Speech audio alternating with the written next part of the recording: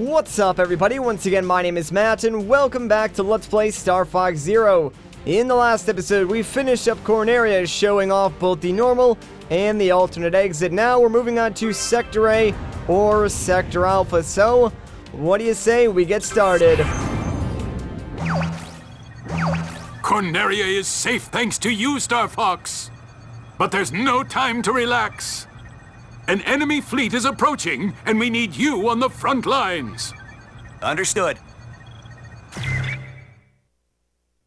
Good luck.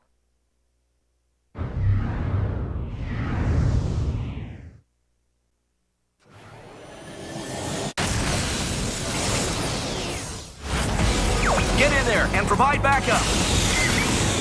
Alright, so here we go, Sector Alpha. It's a pretty short but very fun stage.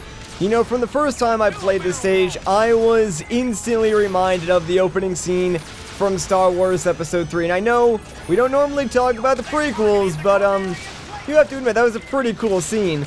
I'm also just like a huge sucker for starship battles, and I guarantee you, if you named like a sci-fi show that had any sort of space combat, I've probably seen it. Anyways, that isn't relevant to the conversation at hand because we need to help the Cornerian forces push back the waves and waves of Andross's army. You know, despite being like banished to Venom, Andross sure does get around. Like, where do you find all these guys? I suppose it doesn't really matter.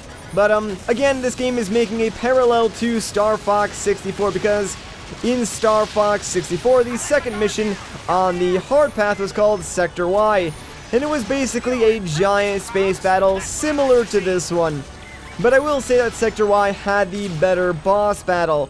This mission does have something that Star Fox 64 didn't have, but we'll get into that soon enough. Anyways, though, by now I'm sure you guys are probably wondering, what do the golden rings with the little badge things do besides restore your HP? And to be honest, I'm not entirely sure just yet. Like, that is one of the downsides of playing this game prior to release. I have nothing to sort of fact check with, but from what I can tell, they don't have any impact on like the story or finding any secret exits inside these missions. I'm pretty sure they just unlock things outside of story mode, like stuff in arcade mode and stuff in training mode. I could be wrong on that, and I probably won't know for certain until, you know, after the game is released and this video is uploaded, so don't yell at me too much if I'm wrong in the comments, guys. Like, if I am wrong, and I find out, like, before I finish recording this entire game, I'll make sure to correct myself in a future video.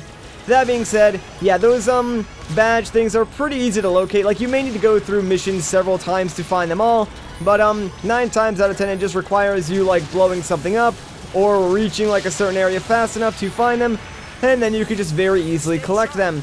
But yeah, in case you were wondering, like, why I wasn't making a huge deal of picking all those up, that's sort of why. Anyways, things are about to get a little bit dicey in here as there's a lot of things going to be attacking us as we sort of make our way inside the giant flagship. So normally, this is where I start looking at the gamepad because you want to make sure you shoot down all of these weird electricity traps. Although that does leave you open to getting hit by like the other lasers. So try and balance like looking forward and shooting down all these traps. It's kind of hard to do. But we made it through, and that completes Phase 1 with 126 hits. The walker allows for more maneuverability in confined spaces. Commander, yeah, they've broken into the ship. If he wants to meet his doom, then send in the attack robots. Looks like we've caught a fox. It's the end of the line for you. Alright, so this is Walker Mode, the first of the R-Wing transformations that we'll see. Now I gotta say, the Walker kinda controls like a tank. It's not exactly as easy as you might think to move around and aim in this thing.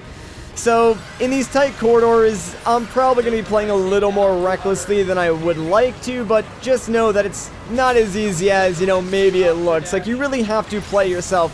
The only way I can sort of describe it is by saying, think old school Resident Evil style controls, but not nearly as stiff. Like, that's maybe the best description that I can give you. Otherwise, it just sort of feels slow and kind of tankish, I guess you could say.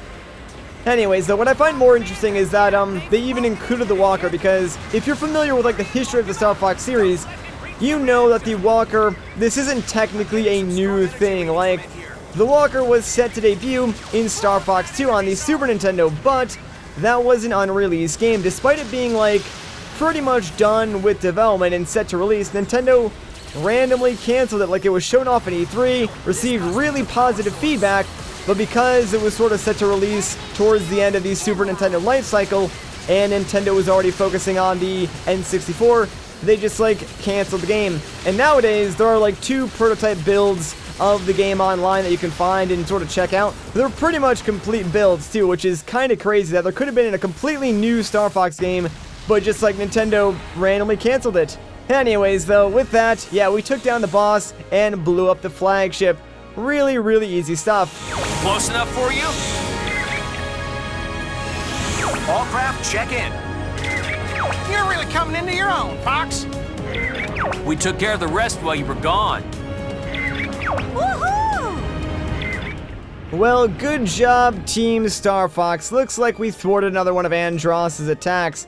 Alright, so let's see, 182 hits. That's actually not that great. Like, I am trying to provide some pretty decent gameplay, just because this is one of those games where, like, if you're watching someone who stinks at the game, it's not exactly as fun. So I'm trying my hardest to, you know, not stink. Regardless, we're done with the second mission. Walker functionality engaged. The walker allows for more maneuverability in confined spaces. Alright, so as far as I'm aware, Sector Alpha does not have an alternate route, so that is going to do it for this video. I know it's kind of short, but that's sort of how I'm going to segment these videos. Anyways, though, if you guys enjoyed this part, a like rating would be greatly appreciated. If you want to see more, consider subscribing. But once again, guys, my name is Matt. Thank you so much for watching, and I'll catch you in the next one.